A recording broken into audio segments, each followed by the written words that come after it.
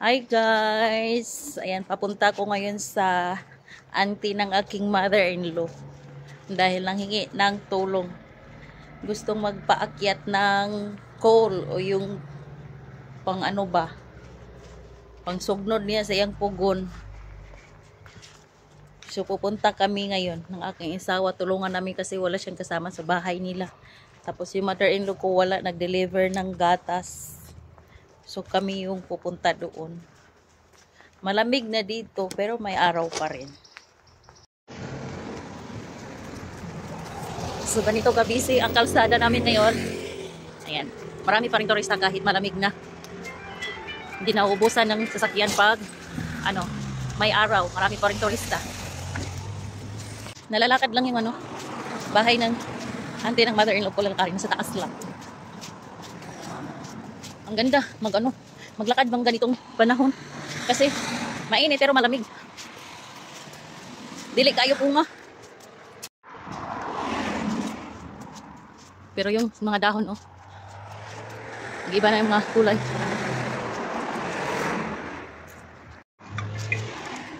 Nag-shake man itong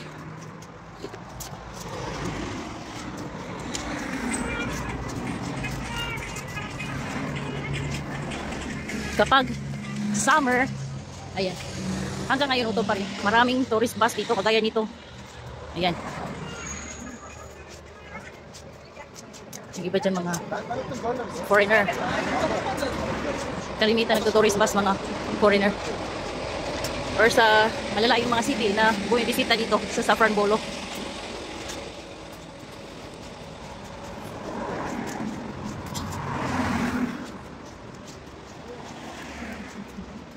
Ang problema dito banda sa amin kasi walang malawak na parking area.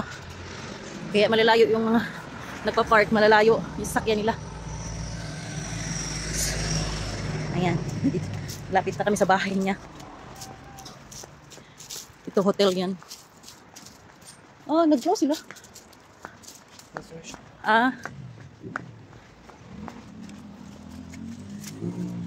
Ito yung bahay ng auntie ng mother-in-law ko. Yung dalawang door. Separate yan. Pinaparintahan niya yung pangalawa Kaso walang nagrenta ngayon. Ito yung laman nito, uling. Yan yung dadali namin sa taas dahil nasa second floor siya. Ayan, isa din to sa historical houses ang bahay niya. Ayan, puro yan mga kwarto-kwarto. Dati nung malakas pa siya, pina-Airbnb niya yan. Ngayon wala na kasi wala yung anak niya.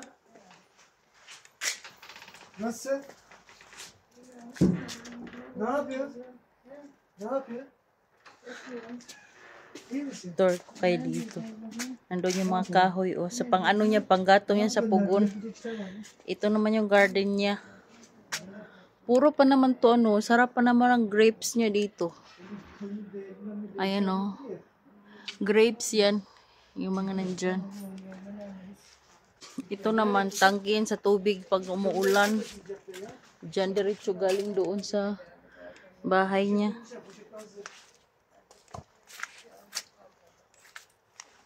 Ang nagtatanim din nito, yung mother-in-law ko. Pero yung iba yung naglilinis. May naglilinis dito na iba. Sinasahuran niya lang. So kung sino yung may bakante sa amin, yun yung pupunta sa kanya dito. Kasi yung anak niya ay malayo.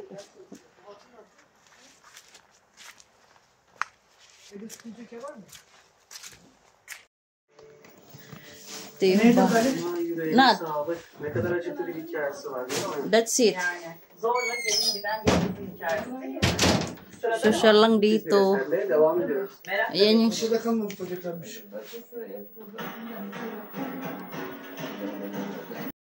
So ito palang prutas yung gusto niyang ipakuha sa amin.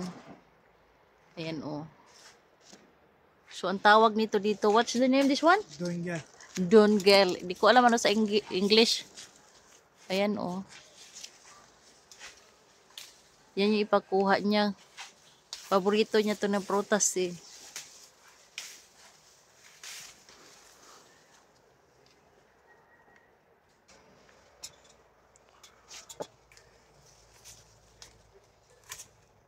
guys, oh. Ito yung gusto niyang kukunin. Hindi yan matigil pag hindi makuha lahat, oh. Tawag sa amin yan. Parang figs siya, pero hindi siya figs.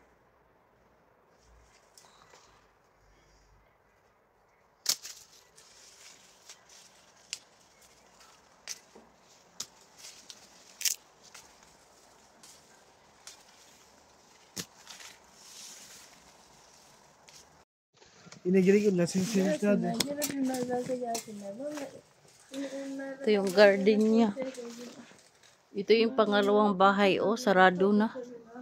Maganda yan sa loob, pero sa dito sa labas, nagkalat. Wala na talagang asikaso ba.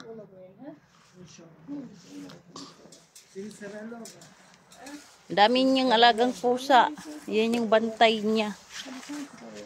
Ito, makalat tong. Yan. Mga kalabasa yan, pero wala na yung gamit yan.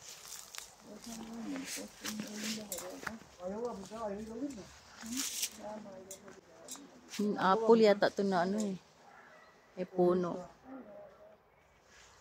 Ayun, figs na puno. Dami itong prutas dito palibot hanggang dito pa dulo. Oh. One? Ayva var mı? Tamam bekle. Bir dakika.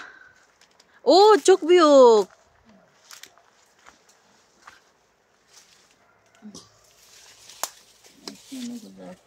Yan. Teşekkür ederim.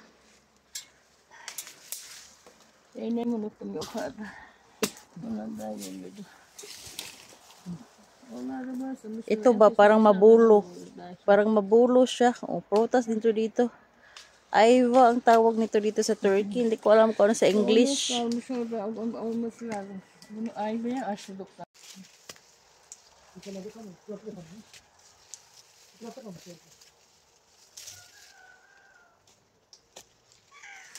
Oradaki dalda kalmışlar. Oraya aşağıdan orada eğilir ya, oradan aşağıdan. Başka yerde kalmadı. Oranın uçlarına başlamıştır. Burada yukarıda yok. Orada yok. Aşağılarda var. Nerede mantık var? Oradan geçin ödümüzde orada var. Orada var. Ne güzel bir şey biliyor musun? Her şey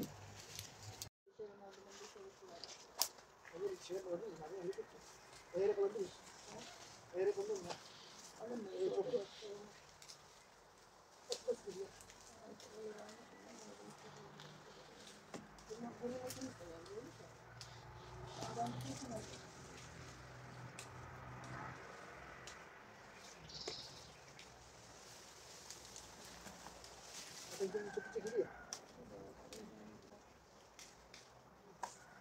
Bu tatlı mı?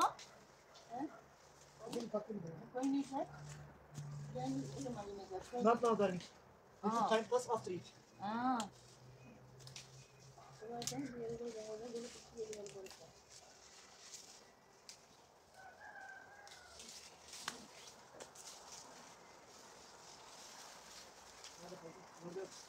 Bunlarda küçük dalda var. Bunda da yok. Şimdi da alacağız. Burada çok. Çok var burada ama uzak. Büyük dalda var.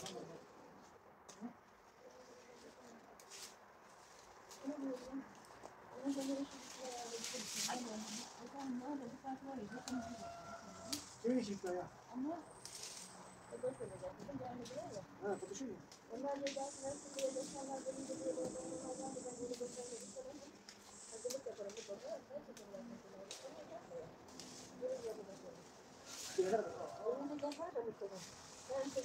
Isa talaga sa pinakaragustuhan ko sa asawa ko. One call away lang talaga to siya pag wala lang talagang trabaho. Lahat pinupuntahan niya ng mga kamag-anak. Kaya malapit siya sa mga kamag-anak niya.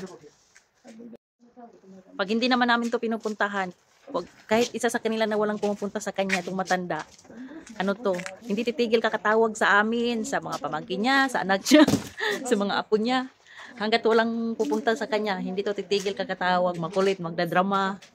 Pero pag katulad nito, may bibisita na sa kanya, ay titigil na yan. Hindi na yung makulit, hindi na magdadrama. Naka-harvest kami ng 2 ganito. Yung isang puno na basket na ganito sa kanya. Ito naman yung sa amin. Bigay daw niya sa amin. Dito naman kami sa mga pinangtanggal ng mga dahon ng beans. Ayan. Kunin namin yan. Dalhin namin yan sa bahay. Pakain namin sa baka namin. Lalo na ngayon na pa winter na. Kailangan namin mag-imbak ng pagkain sa baka. Oh.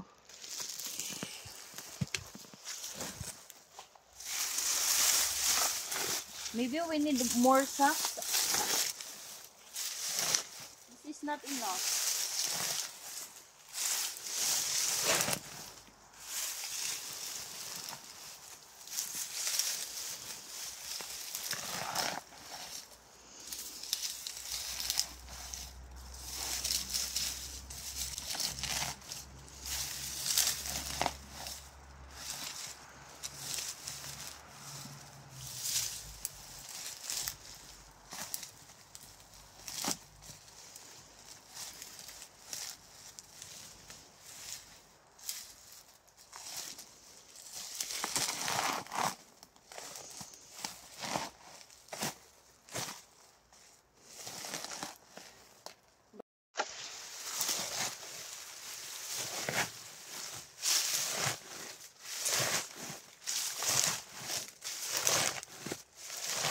Air deal mo dyan,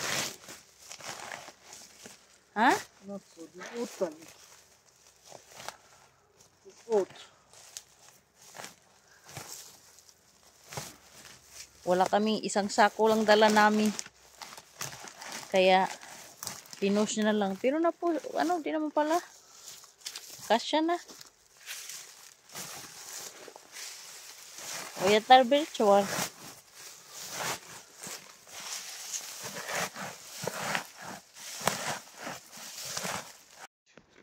This year? She's 88 already? Yeah.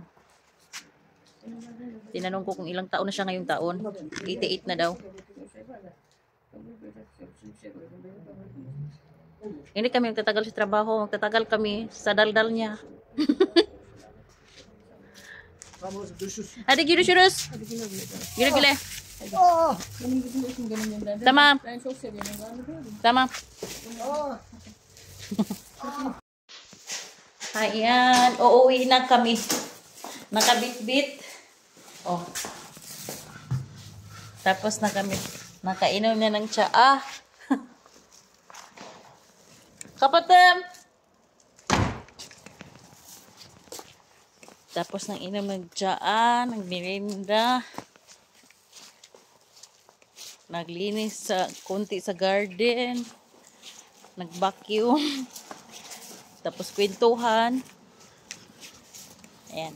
Nag-harvest ng prutas. Ganon lang yun siya. Pero mas marami talaga ang kwentuhan. Oy. Ganap lang yun kakwentuhan. Basta nakapipigyan siya sa solution. Ito yung dinis na nito.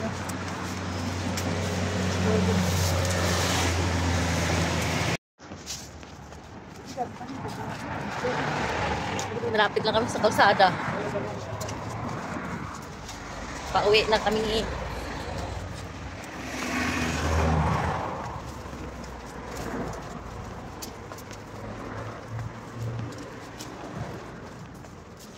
Bukas Lunes, tahimik din tong kalsada.